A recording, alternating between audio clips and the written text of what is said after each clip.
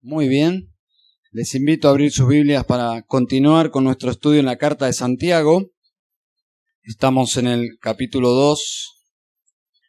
Una clase de evangelismo que llegó a Latinoamérica planteaba que una persona podía ser salva, sin embargo, aceptar la salvación y rechazar la autoridad de Cristo como Señor en su vida.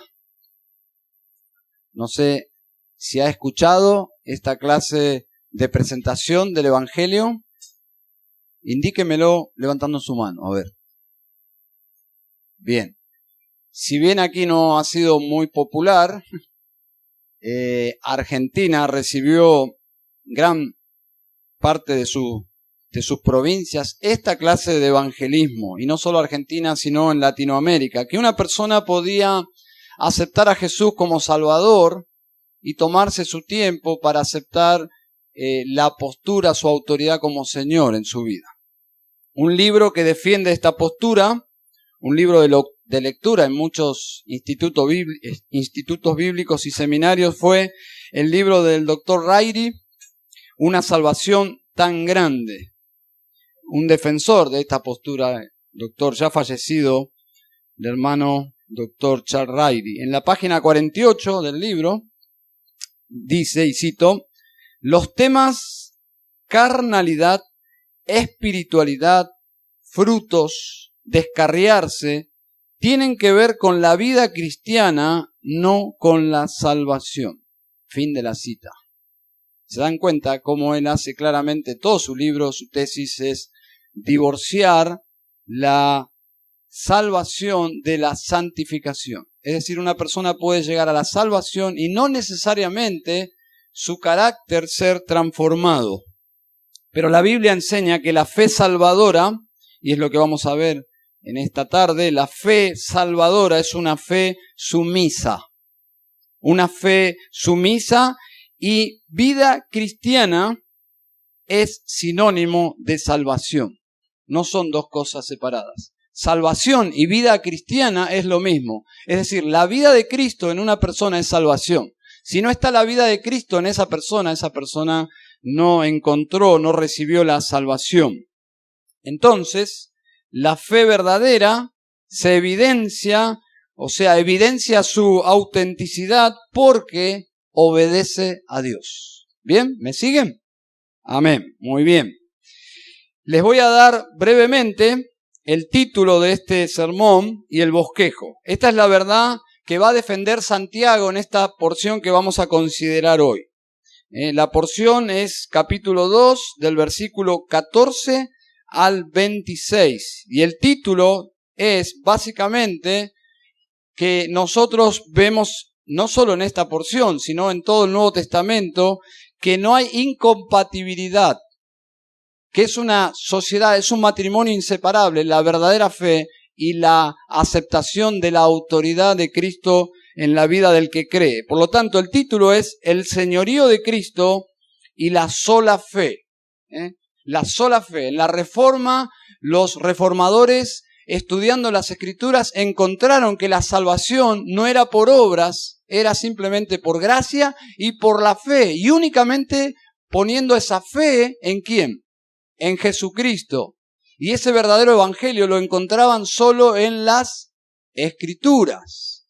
Entonces, todo ese evento salvífico cuando un pecador se arrepentía y creía, toda esa obra de parte de Dios era para la gloria de Dios. Estas eran las 5 solas de la Reforma. Y cuando hablamos de solo fe puede ser mal interpretado. Simplemente con creer, yo ya soy salvo, pero la fe sola que descubrieron los reformadores implicaba que era una fe sumisa, una fe obediente. Entonces, el bosquejo de estos versículos en capítulo 2 es el siguiente. Una fe sin el señorío de Cristo es una fe diabólica. Eso es lo que va a plantear Santiago. Una fe que no reconoce a Cristo como Señor es una fe diabólica. En segundo lugar, una fe sin el señorío de Cristo es una fe muerta.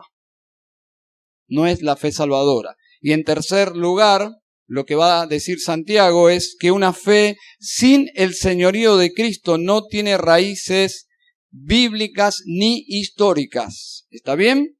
Entonces, nuestro pasaje a considerar, Santiago capítulo 2, versículos 14 al 26. Ustedes van a leer el pasaje seguramente y van a encontrar que hay preguntas retóricas, es decir, preguntas que hace Santiago que ya está implícita la respuesta. Se responden a sí mismas. Por ejemplo, observen, capítulo 2, versículo 14. ¿De qué sirve, hermanos míos, si alguno dice que tiene fe, pero no tiene obras? ¿Acaso puede esa fe salvarlo? Es una pregunta retórica. Santiago introduce en esta porción que vamos a considerar como colocando a alguien que no está de acuerdo con él. Como si estuviese una persona que es un contradictor a lo que Santiago está planteando y él trata de convencerlo por medio de estos argumentos, de estas preguntas. Alguien que no está de acuerdo con Santiago. Ustedes saben que Martín Lutero, como otros reformadores, eran salidos, o sea, Dios los saca del catolicismo, del ritualismo, de un sistema de salvación por obras. Y este pasaje que vamos a ver aquí es un pasaje bastante controversial porque aparenta decir otra cosa. Es por eso que hay que estudiarlo bien. Martín Lutero tenía un serio problema con la carta de Santiago. Él pensaba que Santiago estaba diciendo algo que contradecía a todo lo que Pablo predicaba. Finalmente se reconcilió con la carta de Santiago porque me parece que él entendió lo que Santiago estaba planteando aquí. Observen, versículo 20. ¿Estás dispuesto a admitir, oh hombre vano, que la fe sin obras es estéril? En la versión Reina Valera del 60 dice, ¿más quieres saber, hombre vano, que la fe sin obras es muerta? Esta porción es conocida porque parece una contradicción con todo lo que desarrolla Pablo sobre el Evangelio, ¿no? Interesante. Pablo nos presenta, y el Nuevo Testamento nos presenta, que la salvación es por gracia, es decir, es un regalo que no merecemos, es una actitud dadivosa de Dios, generosa de Dios, es por gracia. El medio es la fe, es decir, el pecador solo coloca su fe, pero Santiago aquí parecería enseñar todo lo contrario.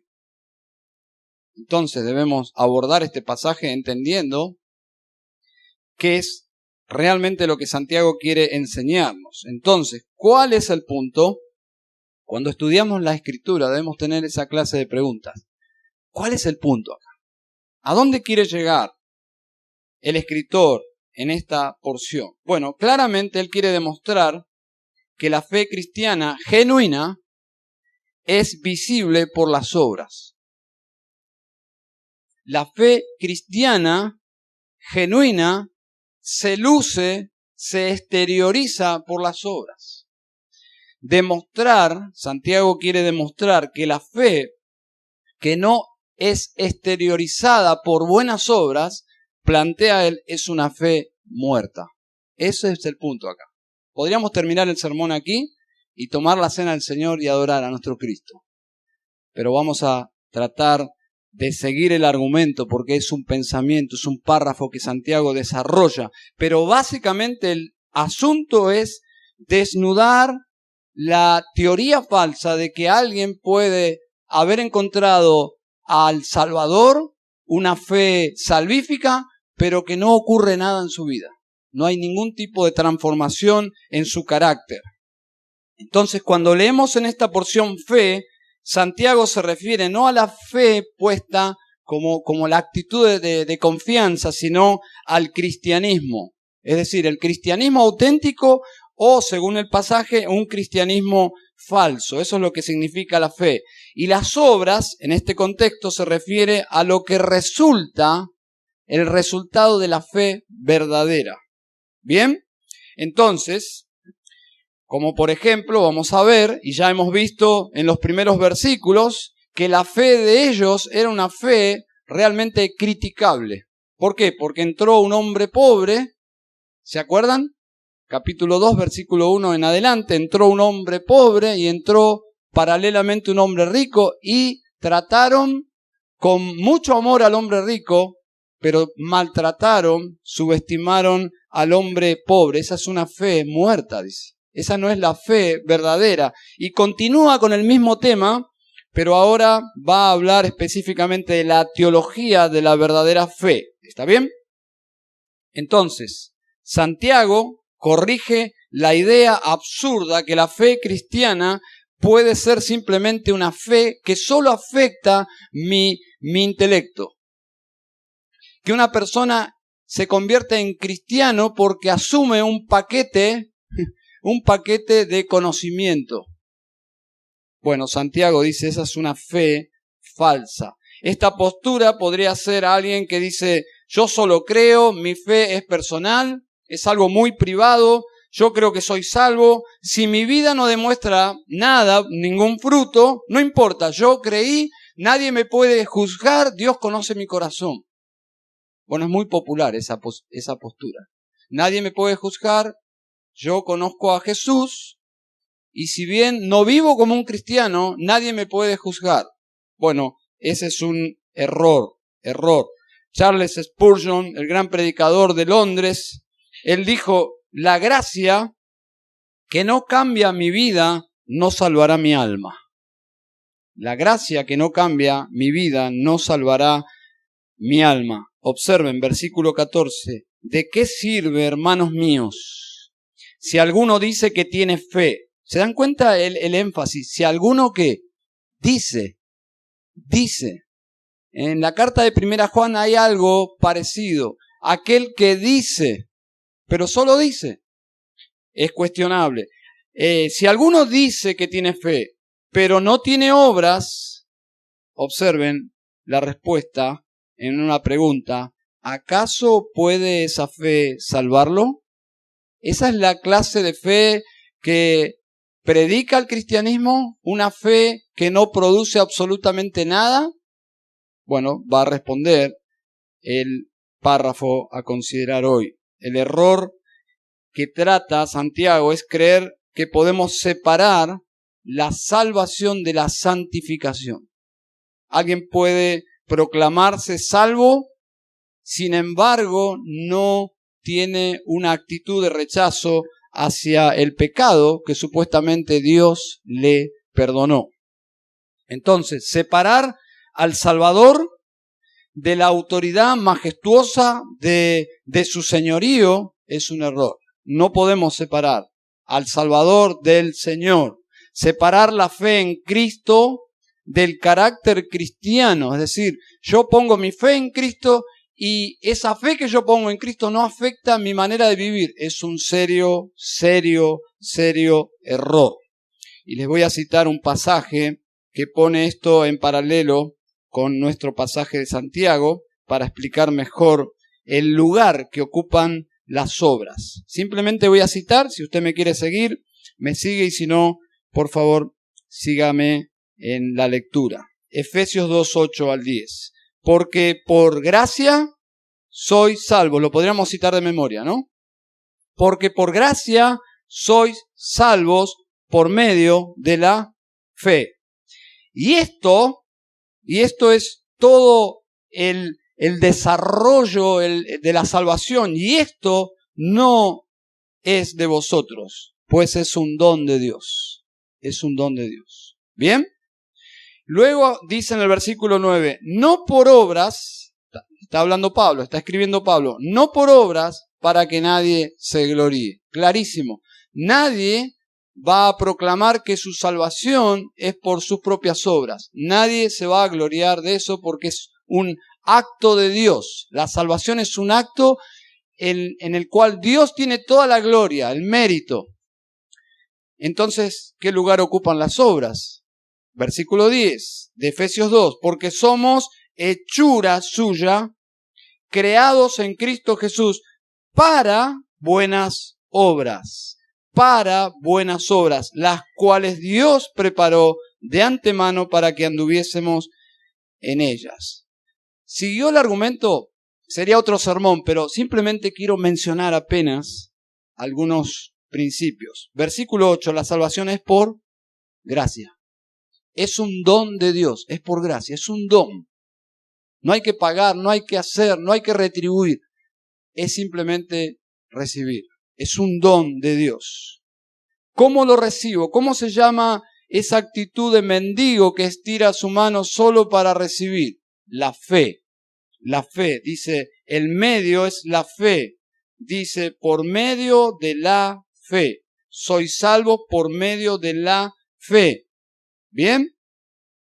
Entonces, ¿qué pasa en mi vida? Versículo 10. Somos hechura suya. Cuando por ese obrar de Dios yo puse mi fe en Cristo, yo me convertí en cristiano. Soy una nueva criatura, creados en Cristo Jesús, dice, ¿no? Soy una nueva criatura.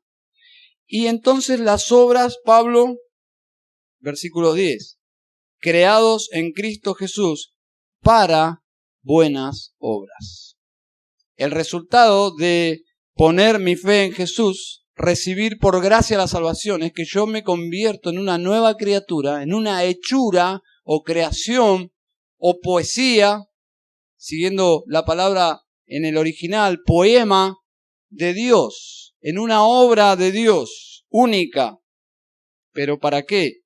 Para buenas obras. Entonces, lo que está manifestando Pablo es el lugar de las buenas obras en la vida cristiana. La vida del creyente verdadero es una vida dedicada a las buenas obras. ¿Por qué? Porque ya soy cristiano. El resultado, la evidencia de que yo recibí el don de la salvación es que mi vida fue transformada. ¿Bien? Son las obras que resultan de ser salvo, no para ser salvos. Y entiendo que Lutero tenía un conflicto grande con este pasaje porque él escapó de ese sistema meritorio de obras, que la salvación era por obras. Él descubrió el Evangelio y escapó. Antes de escapar, finalmente intentó cambiar la iglesia y no lo logró.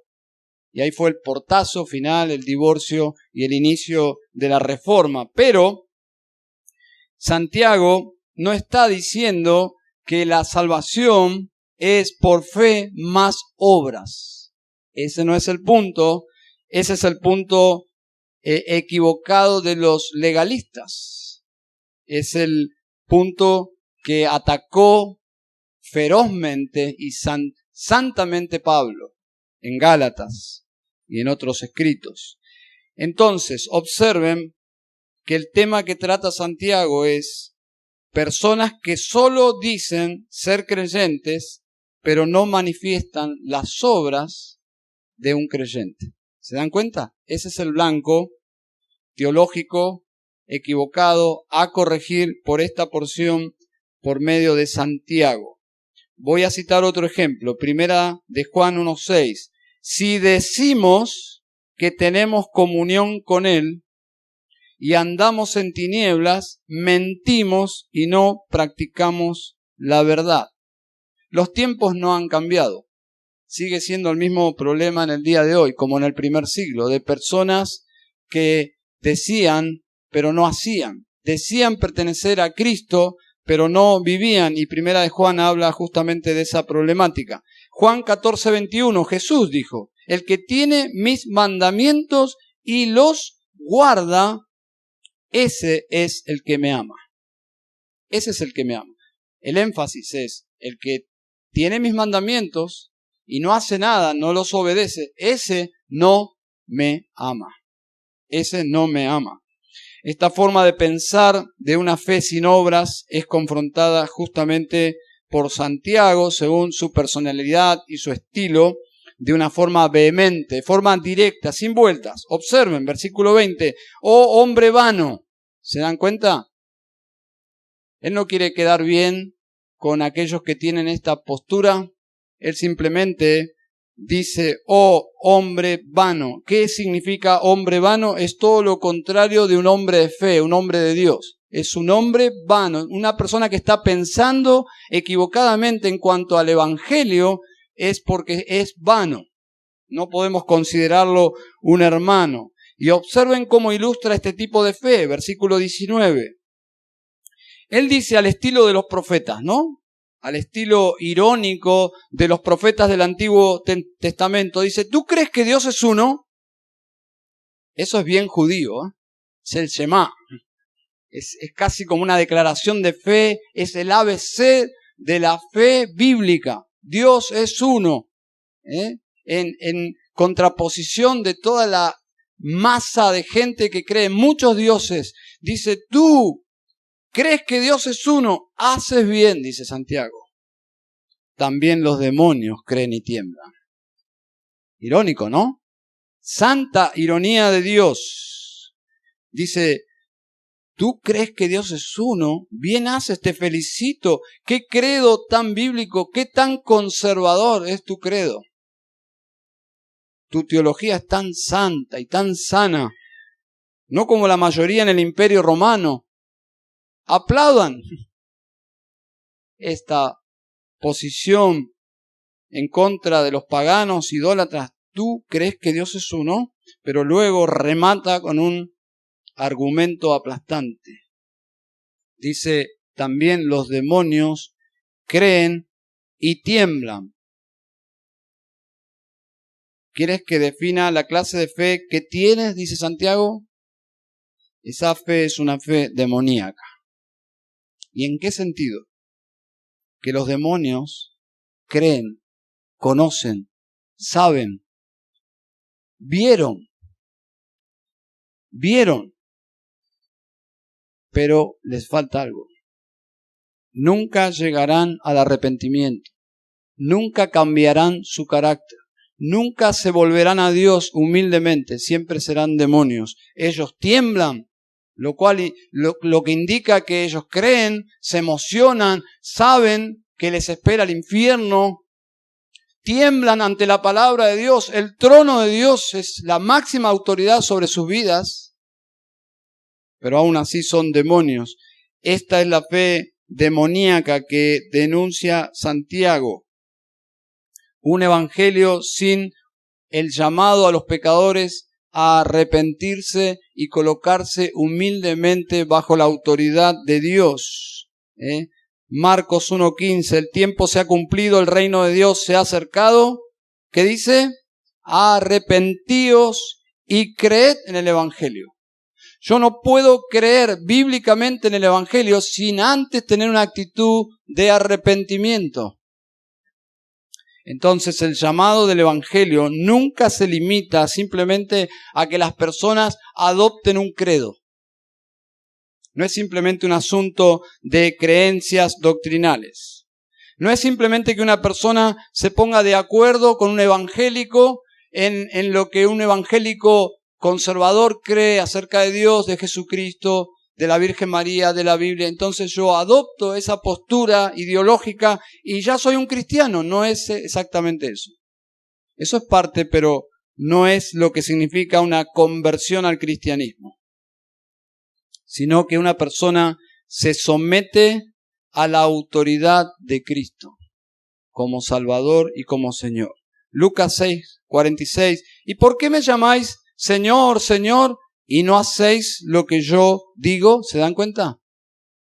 Santiago simplemente está alineado con lo que Jesús predicó. Mateo 7:21. No todo el que me dice Señor, Señor, entrará en el reino de los cielos, sino el que hace la voluntad de mi Padre que está en los cielos. ¿Se dan cuenta? No está Jesús diciendo que la salvación viene por hacer la voluntad de Dios. Lo que Jesús dice, la evidencia de los que creen verdaderamente es que están comprometidos con la voluntad de Dios. No simplemente dicen Señor, Señor, pero desobedecen la voluntad de Dios. Entonces el primer punto de Santiago es que una fe que no reconoce la autoridad de Cristo, el señorío de Cristo, es simplemente una fe diabólica. Es una fe que no ha afectado tu manera de vivir. El segundo punto, versículos 17 en adelante, es que una fe sin el señorío de Cristo es una fe muerta e inútil. versículo 17. Así también la fe por sí misma, si no tiene obras, está muerta. Para decirlo simple, la fe viva, la fe verdadera produce obras. No es una fe simplemente intelectual. Observen versículo 18. Pero alguno dirá, tú tienes fe y yo tengo obras. Y ahí viene la ironía de nuevo. Muéstrame tu fe sin las obras.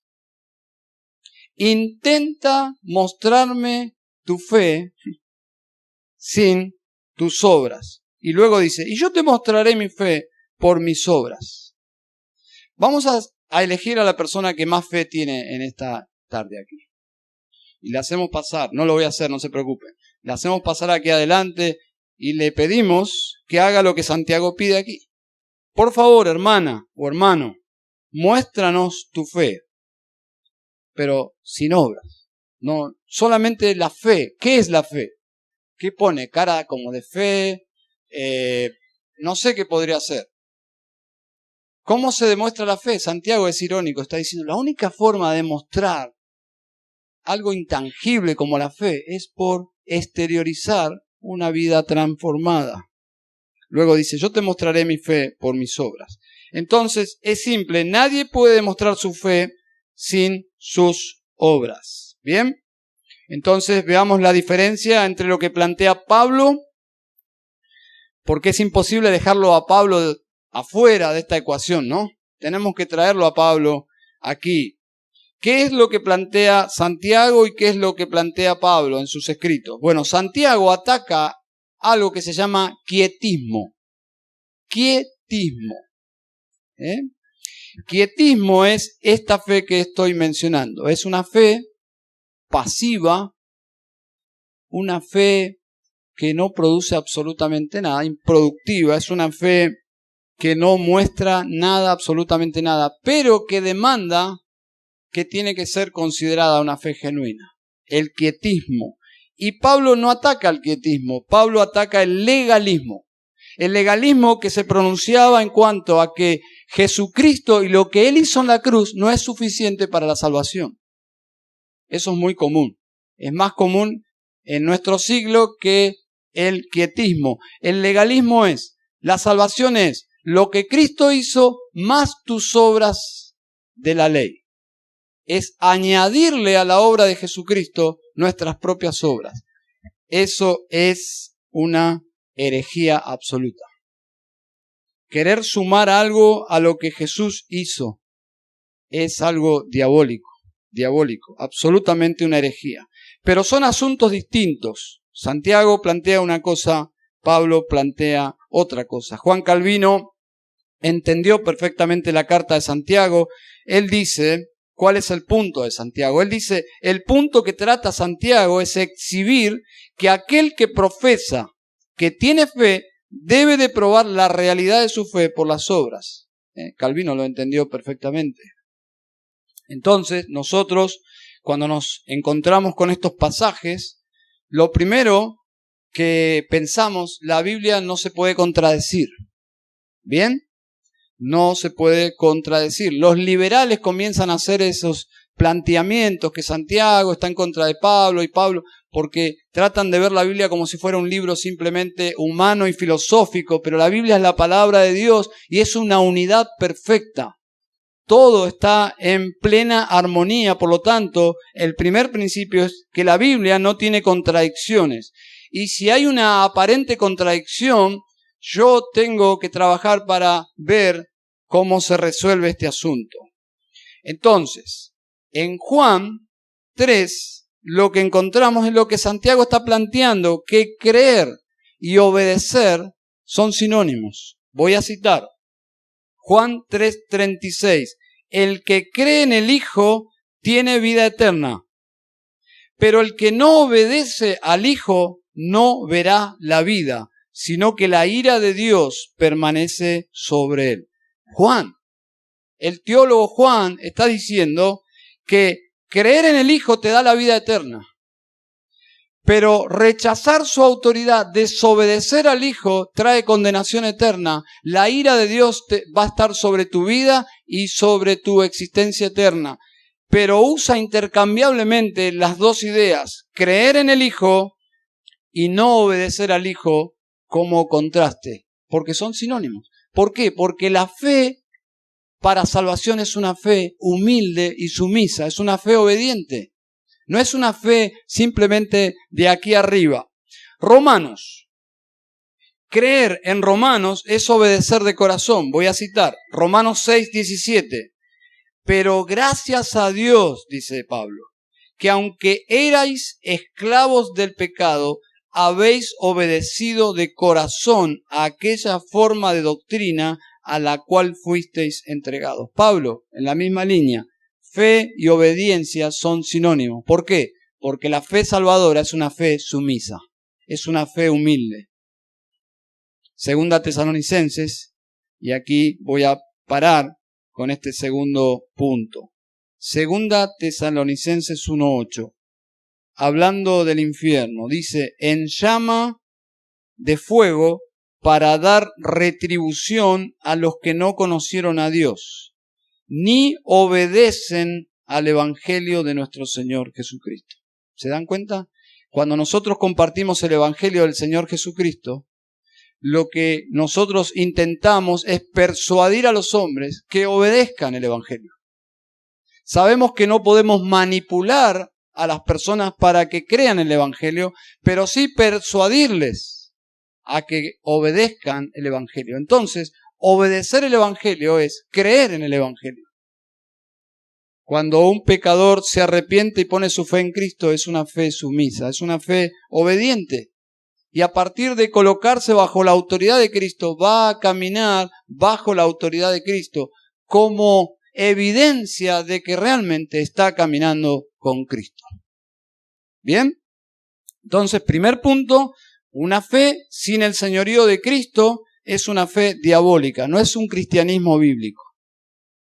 No es un cristianismo bíblico. ¿Debemos denunciar esta clase de fe? No, debemos compartir la verdadera fe para que las personas que están caminando en esta fe no auténtica puedan reflexionar acerca de su relación con Dios. Siempre se cruzan en mi camino personas así. Personas que dicen ser cristianas, pero que luego, desarrollando una conversación, sus hechos absolutamente niegan la declaración que dijeron al principio. Personas que viven en inmoralidad sexual, que viven en todo tipo de vicios, pero que aún reclaman que conocen a Jesús. Es lo que Primera de Juan dice. Aquel que dice que está en luz, pero vive en tinieblas, no, está mintiendo, no debemos por qué creerle. Bueno, de la misma forma, la fe que no acepta la autoridad de Cristo es una fe diabólica, dice Santiago. En segundo lugar, una fe que no acepta la autoridad de Cristo en su vida es una fe muerta.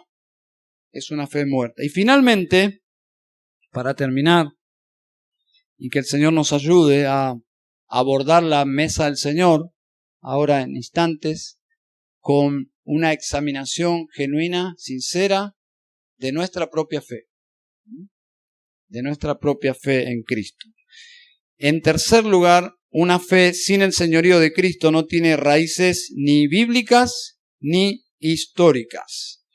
Y aquí el escritor, recuerden que su audiencia, sus receptores eran judíos convertidos en Jerusalén que tuvieron que escapar por sus vidas por la persecución.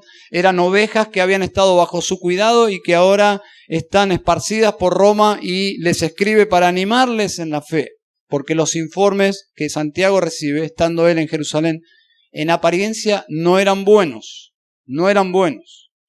La vida de estas personas fueron puestos bajo prueba y no sacaron buenas notas. El informe de la vida de todas estas ovejas dispersas no era muy bueno, y Santiago, movido pastoralmente y obviamente por Dios para escribir esta carta, les escribe para que se examinen y que sepan tienen que saber si son o no son verdaderos cristianos. Entonces, eran judíos supuestamente convertidos a Cristo, Entonces el escritor hábilmente inserta dos ejemplos históricos que ellos conocían muy bien. Dos personas que ningún judío podría debatir si son personas de fe o no. ¿Bien? Entonces, interesante que da dos ejemplos de dos personas, vamos a decir, como dos históricos próceres de la fe judía. Abraham y ¿quién más? Y Rahab. Alguien puede decir, bueno, un judío y una gentil. No, dos gentiles.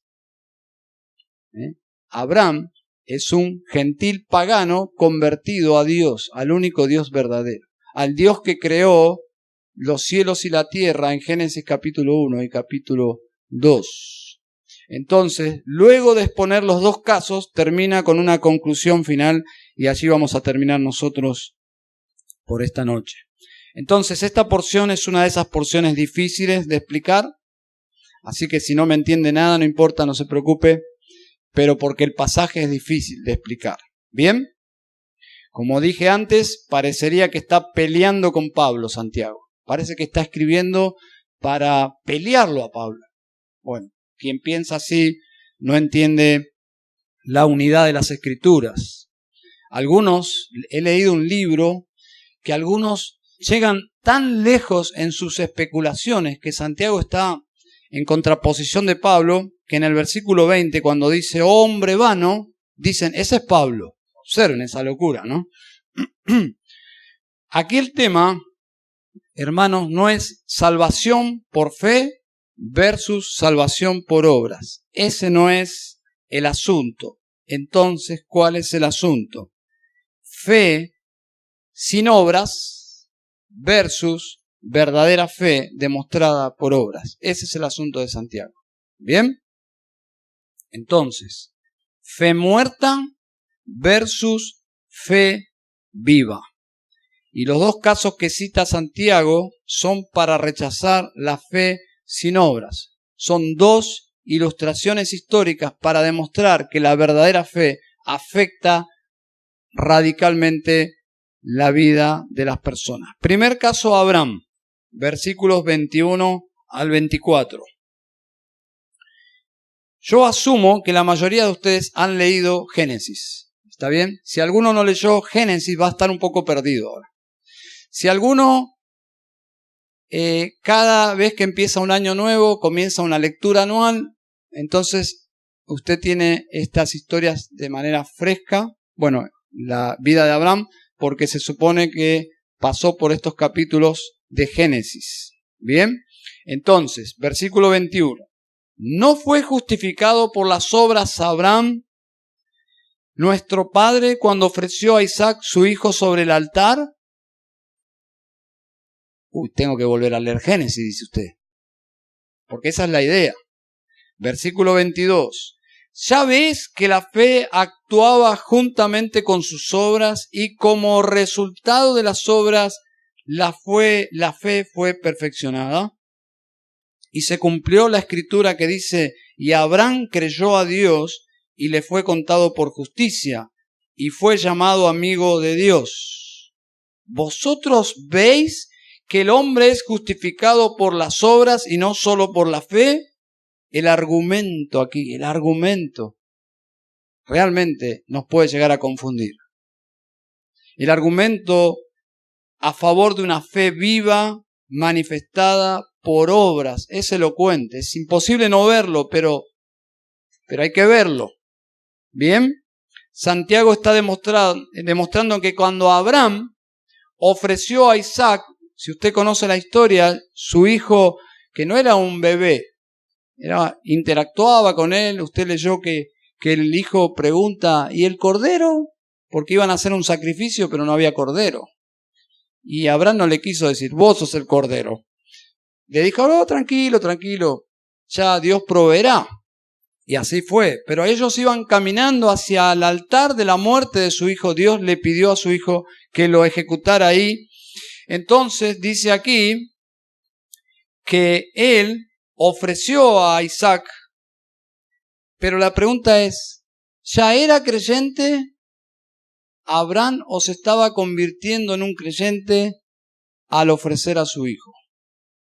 Y ahí viene el punto acá que usted tiene que prestarme atención, por favor. El versículo 23, precioso versículo, es un bastión de la verdad, de la fe salvadora, de la justificación por la fe sola. Dice, Abraham creyó a Dios y le fue contado por justicia. Isaac, ¿cuántos años tenía cuando fue contada la fe, la sola fe de Abraham por justicia? No había nacido. No estaba. ¿Y cuántos años tenía Isaac cuando fue caminando para ser sacrificado por su padre Abraham? Mínimamente entre 13 y 20 años. Es decir, que lo que está diciendo aquí Santiago es, Abraham ya era un creyente, por lo menos aproximadamente más de 10, 15 años, cuando tomó a su hijo en obediencia al mandato de Dios y lo llevó para ser sacrificado. No le negó lo más precioso que tenía en ese momento, que era su hijo, a Dios. ¿Qué significa? Que la fe es una fe sumisa, la fe salvadora es una fe sumisa que no pelea con Dios, sino que se somete a Dios. Y Abraham es la ilustración más preciosa, es el padre de la fe, ¿no? Es el padre de la fe nuestra también, no de los judíos solamente, de todos los hombres de fe, porque Abraham creyó, solamente creyó y se le acreditó esa fe que puso en Dios como salvo. Abraham es un hombre de fe. Abraham es colocado en la lista de hombres de fe. ¿Pero qué hizo Abraham? Nada, solo creyó. Y lo del hijo fue la manifestación, las obras que evidenció que él era un verdadero creyente. Cuando eso sucedió, versículo 15, Isaac todavía no había nacido. El versículo 21 ocurre en Génesis 22, y ahí sí Isaac ya tenía entre 13 y 20 años. Versículo 21, no fue justificado por las obras Abraham, nuestro padre, cuando ofreció a Isaac su hijo sobre el altar. Usted podría interpretar esa frase justificado así.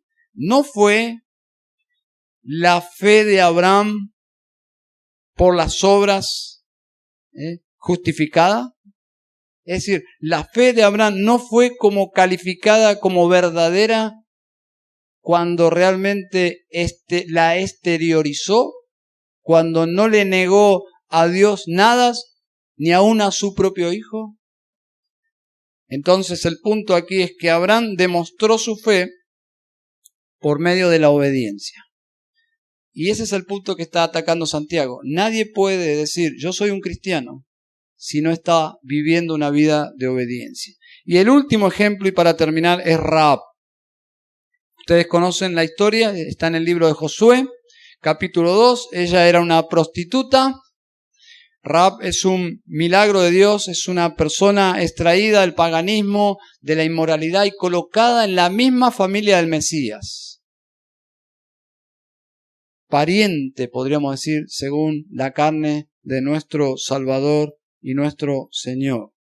Así que Rahab creyó en Dios antes que los espías llegaran a la casa, porque ella sabía que Dios le había dado esa tierra a Israel.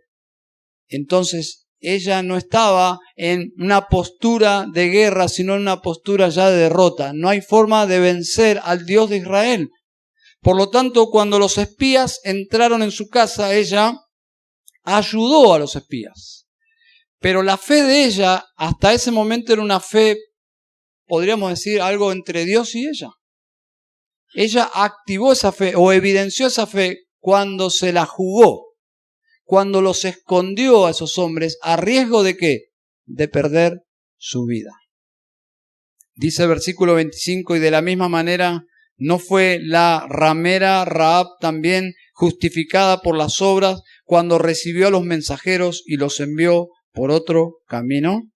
La fe se la juega. No es una fe teórica.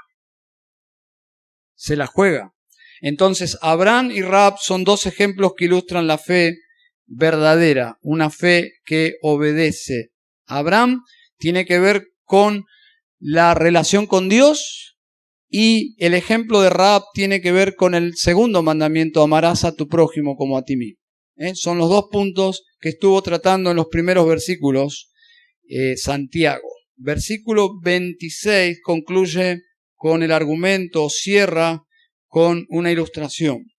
Dice así: porque así como el cuerpo sin el espíritu está muerto, así también la fe sin las obras está muerta. Un hombre cae desmayado aquí y todos pensamos, ¿se desmayó o murió? Hay una sola forma de comprobarlo. Llamen a un doctor. El doctor va a saber hacerle el test si está vivo o si está muerto. Le toma el pulso, no hay vida, el espíritu no está dentro de ese cuerpo. No lo dicen así los médicos, pero básicamente es eso. El espíritu se fue. ¿Qué tenemos? Solamente un cuerpo. De la misma forma, podemos nosotros hacer un análisis de la verdadera fe. Tomamos la fe y le tomamos el pulso y decimos, ¿es una fe viva o es una fe muerta? ¿Cómo sabemos que es una fe viva? Dice Santiago, por sus obras, por sus hechos. El teólogo español, que justamente está en Buenos Aires en estos días, Samuel Pérez Milos, dice lo siguiente en cuanto a este punto. Dice, respirar no es causa de vida, sino manifestación de vida. Así, el obrar no es causa de fe, sino la manifestación de la fe. Eso es simplemente lo que Santiago está planteando. Entonces el asunto aquí es una fe estéril, muerta, que no evidencia obras de justicia, por lo tanto es una fe diabólica. Es la fe de los demonios, una fe netamente en cuanto al conocimiento de la existencia de Dios, pero que no afecta su manera de vivir.